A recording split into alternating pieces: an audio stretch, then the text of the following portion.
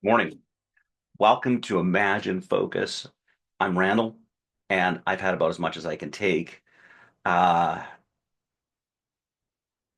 this channel I'm creating in order to help people understand the opportunities that are available to us. I got to tell you right out, I'm Canadian and proud to be Canadian. So if you've got issues with Canadian sovereignty or Canadians uh, standing proud and free, this won't be the channel for you. If you'd like to understand more about how we can take these opportunities that are presented to us right now in this moment, then come on board. I have some rules for my channel that are very, very important. One, constructive criticism only. So a good definition of constructive criticism is no suggestion unless you have an actionable solution. So all of this BS that goes around that, we're seeing down south, the blatant lies, the disinformation, will not be tolerated anywhere here. And in that, if you're making comments, you need to cite your sources. You need to say, here's the receipts for what I'm saying. Not just this is how I feel about it. This is what I think. Oh, I saw it over here. No, somebody else said it. Well, that's hearsay, is what they call in the legal system. And hearsay is not allowed here. So if you're going to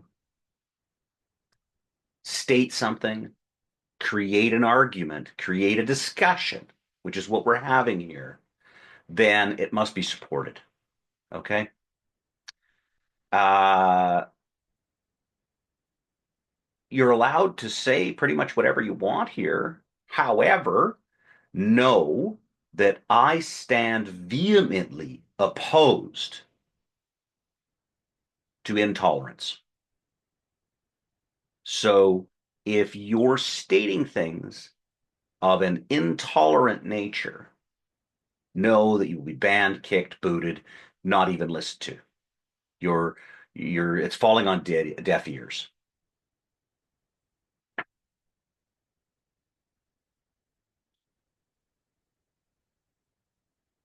Do no harm.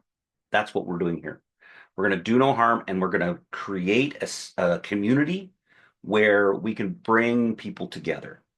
We're going to bring everyone together, as we've seen with our government, which is one of the things that makes me proud to be Canadian, is the fact that our government stepped up and cross-partisan, all the provinces, whether you're liberal, New Democrat, conservative, natives, we're all in this together. And Canada is one of the greatest countries in the world. We don't beat our chest. We don't uh, say how great we are. We leave that to other people to look at it and see. And if you're not seeing it, you're not looking because, man, we've got some amazing talent in this country. I think one of the problems that Canada has always had is we've been happy allowing other people to do things. So we're okay digging the minerals out of the ground and then giving it to somebody else to process rather than building our own processing here in Canada. And I think another problem that we have is maybe trading north south instead of east and west.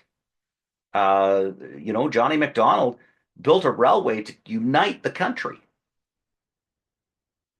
and we continued to trade north south. Now it's been easy, uh, but what's always easy isn't always best. And what starts off easy ends up hard, which is where we are now. And what starts off hard ends up easy. So strap in. I think we're in for a little bit of hard, but not as hard as our neighbors down south. Now, with the rules out of the way, I would like to address a couple of things. On this channel, what's a fact? Okay, I've already alluded to it a little bit. I'm not going to deal with any hearsay. Facts are documented. Facts are, I saw this. I was eyewitness to the car accident. A fact is I can produce a receipt from the grocery store that says eggs are 377. Eggs are $225 a carton now. I can produce that. It's not hearsay of, oh, somebody online said. And I think this is one of the biggest problems with social media is that we've got a situation where somebody on social media says the price of eggs is $122 in North Carolina, and somebody else in Arkansas says, "Oh man, I can't believe how expensive eggs are over there." Nobody knows. Nobody's put a receipt up on online. It's all crap and bullshit. I rein it in a little. So cite your source if you're gonna talk about something. Um, let's look for opportunities. I want to look for opportunities. There's many, many, many opportunities. In NLP, neuro-linguistic programming, we say there's a presupposition that presupposes. And so anytime bad news comes, we presuppose that with any problem, there is a solution and a solution that can benefit us. And so in this market, in this situation, Trump is saying, hey, we're going to put a 25% tariff on Canada. Great. There's a huge opportunity there. Turn off the US and open other markets. We have free trade with the EU. We have free trade with Mexico. We have free trade around the world. Other countries understand trade. We're trying to discuss something with a bully that has no education and no understanding of economics. We're trying to educate the uneducatable. There's a certain point that comes where you have to just stop and say, we're done. You need to go get some education. You need to go and find out how it is and then come back. Now, I believe in inclusion versus exclusion. I believe that we should be including everyone, that we should be supporting those around us. I don't agree with the way Canada has supported its citizens in all situations. I don't agree with handouts. I think they're a terrible idea. There's an old axiom that everyone knows. Give a man a fish, feed him for today. Teach a man to fish, feed him for a lifetime. So why does Canada, the government, continue to say, we're going to give you a fish? Here's some more fish. Enjoy the fish. Here's some fish. And they're taking them from all those hardworking Canadians that are fishing, so to speak. So when we're manufacturing cars and we're pumping oil and we're cutting down trees and we're building hydroelectric dams and we're creating the gross domestic product in Canada, we have a government that's saying we're going to take a portion of that and we're just going to give it away. Well, I don't think we should give it away, but I think there's some things that we can do that can certainly help those, give those less fortunate, give those that are lacking the skills and talent and understanding, those that have had difficulties, mental health issues, drug addiction. These people need a support network. I believe in that. That's why I'm Canadian and why I'm proud to be Canadian and why I think it's amazing that we can walk into any hospital, we can walk into anywhere. If we're ill, if we've got a problem, there's sources and help available. We've kind of fallen down a little bit with our homeless community and with our communities that don't fit in a box. I think we really need to redesign the box. And I think that with government as well.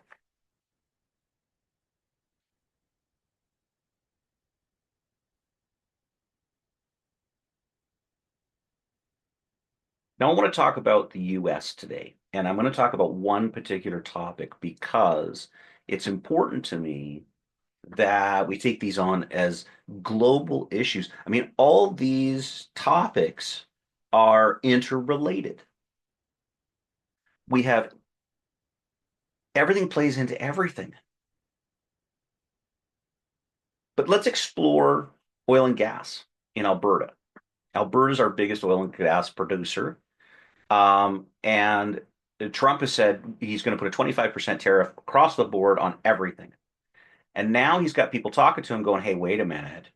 If we do that with oil and gas and hydroelectricity and the things that Americans need, this is going to make it more expensive. And people, there's going to be backlash. There's going to be backlash on this. And now the Canadian government is sitting and waiting to see what they're going to do before we do something. And I think this is a golden opportunity. I think this is an opportunity to say, look, here's what happens. Okay. Now, I'd like to just go over a couple of things to lay some groundwork and some understanding. Why the American government is doing what they're doing. Why Trump is backpedaling now. The United States consumes, according to Google today, I just Googled it. You can go and Google it. You can say how much oil does the US use per day? Boom. AI overview. Um, the United States consumes about 20.25 million barrels of petroleum per day on average. This includes about 1.17 million barrels of biofuels. Okay. So we're looking at 19 little over 19 million barrels of petroleum per day. The U.S. Energy Information Administration, the EIA, uses petroleum products supplied as a proxy for consumption. This measures the amount of petroleum that disappears from refineries, pipelines, and facilities. Okay. So we know it's 20 million barrels a day they need. Okay. Now, then you search how much oil does the US import from Canada? Canada, again, USA facts. Just do the Google search. That's all I did. Um, where does the US import petroleum from? The US imports 75% of petroleum and crude oil from five countries. Canada sends 52%. So what was that number before? That was 20 million barrels a day, a little over 20 million barrels a day. 10 million barrels a day. Oh, just over 10 million barrels a day come from Canada. Okay. So what impact does a 25% increase per barrel of oil have on the US at the pumps? Now, let's move on to refining. So the US refineries, where do they get this oil from? So we've got three large refineries in the United States. Baton Rouge Refinery, Baytown Refinery, and Whiting Refinery. Now, the Baytown refinery kicks out about 564,000 barrels per day. The Whiting is 435,000 barrels per day. Uh, it produces a variety of liquid fluid fuels, including 7% of the asphalt in the United States.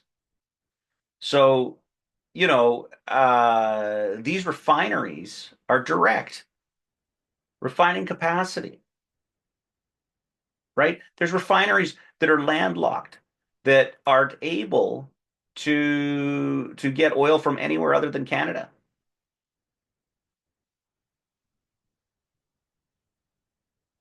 So back to importing oil from Canada. Canada is the U.S. largest crude oil partner by far, and many landlocked U.S. markets lack alternative suppliers. For the first 10 months of 2024, the True North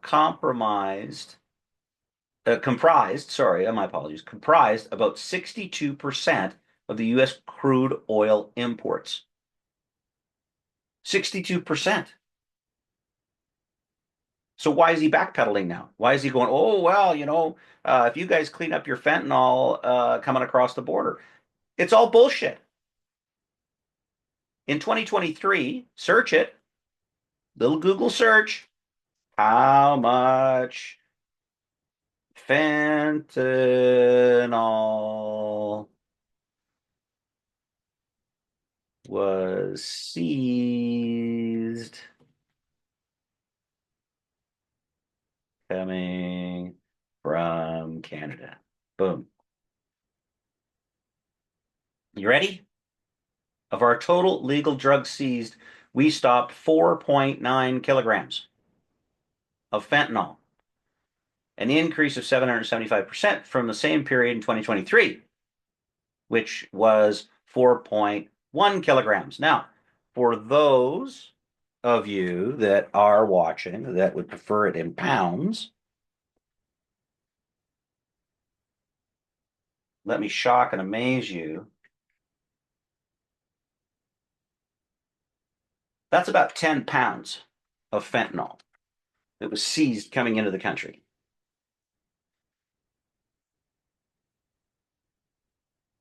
We're not a fentanyl problem. What is a problem in Canada? I'll tell you what major problem in Canada is: cocaine and guns that are coming from the United States. And they should do something about that. And when they do, I think we could turn the oil back on. So what am I proposing? What am I proposing today? Here's what I'm proposing. I'm saying, look, let's take the opportunity to strengthen our trading partners other than the United States. Let's take and turn off the tap. Now, what's that going to do? That's going to create a huge excess of oil and gas, and that's going to and electricity and water and oil, steel and aluminum. It's going to create a huge excess. Now, what I would like to do is suggest that we slowly turn it off. We begin to shut down. We begin to increase pricing, so it's more expensive. And as we increase pricing, that's going to slow the market. That's fine. We're going to make more money in the short term. Now, the Canadian government can step in and say, "Hey, what are we going to do with this excess?" Right? Well, I know building a refineries is very expensive, and we didn't really get into that yet. But these refineries that I talked about with the U.S. So Baton Rouge, Baton, and Whiting, they all refine heavy crude sour gas. Sour. Um, Heavy sour crude. And where does that crude come from? That crude comes from Canada. Now, these refineries are very old. The one in Baton Rouge was built in 1909. Upgrading it, changing it so that it'll handle light crude and sweet gas, light sweet crude, which is what the U.S. has most of. It's very, very expensive. You're building new refineries and you have major disruptions.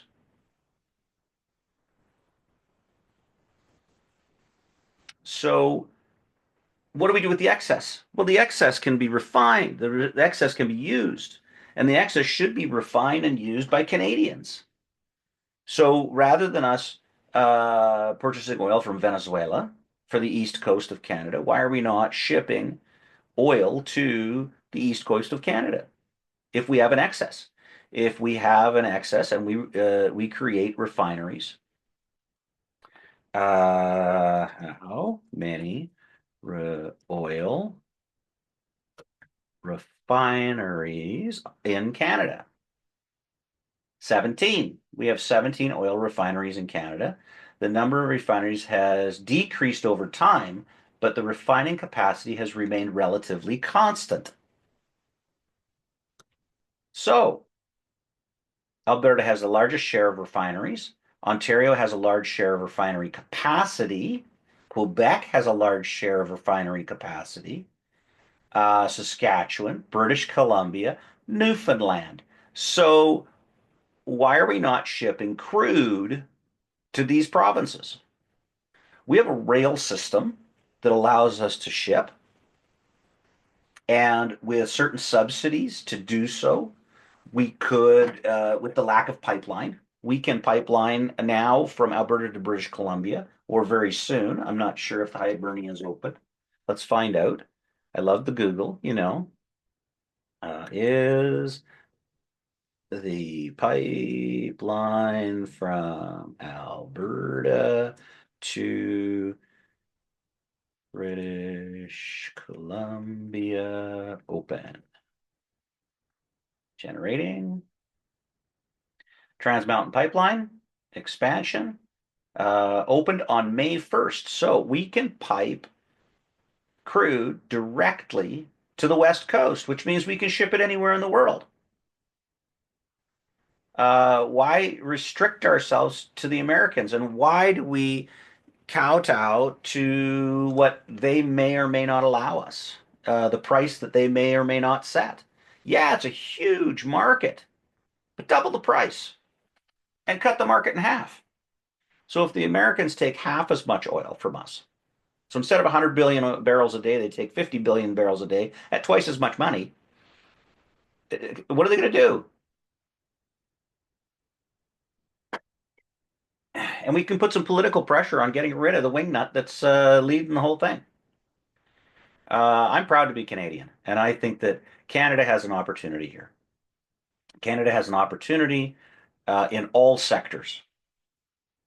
I look forward to talking more about other sectors, and I have solutions. If you have questions about how do we solve this problem or that problem, I'm happy to uh, give you ideas, around uh, what Canada can do. But the U.S. has been getting a free ride for a really long time. Uh, Trump talks about how the trade imbalance is um, giving Canada something. It's not giving Canada something. Yeah, it is. I mean, it's giving us employment and it's giving us a certain way of life. Of course, it's beneficial. It's beneficial both directions. But the trade imbalance exists because the U.S. is using 20 million barrels a day of oil, and it's got to come from somewhere. And these environmental deniers, they I don't get it, man. I do. I do get it because the Americans are on whole, on mass, are uneducated. And I have to say, I've met a lot of really educated Americans, not as many as Canadians. Canadians on par are higher educated than Americans. And I believe that that speaks to who we elect. And you have said there's over 50% of your population that's okay with a convicted felon, rapist, con man as the leader of their country. And that means that over 50% of you out there, Americans, are uneducated and unable to determine the difference between fact and fiction. He's a lying con artist. And if you want to know the facts of anything, start watching the BBC, start watching foreign news, get off of these entertainment shows that are propaganda machines. That's enough on my soapbox. I hope you've enjoyed this. Leave some comments, please. Feel free. And again, remember the rules.